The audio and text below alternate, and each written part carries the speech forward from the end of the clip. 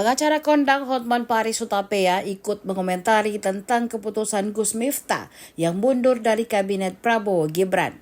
Diketahui Miftah mundur setelah viral menghina penjual ST saat pengajian di Magelang di akhir November 2024 lalu.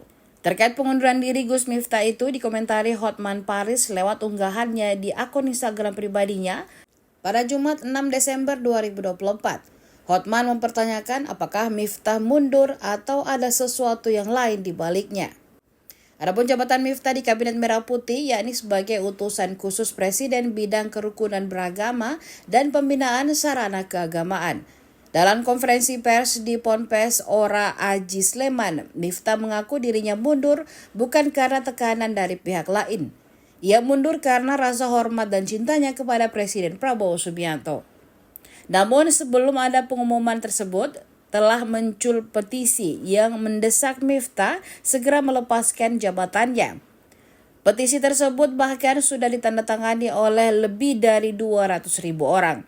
Hal ini karena sikap Miftah yang dinilai tidak pantas menghina penjual ST, padahal yang bersangkutan merupakan seorang pemuka agama.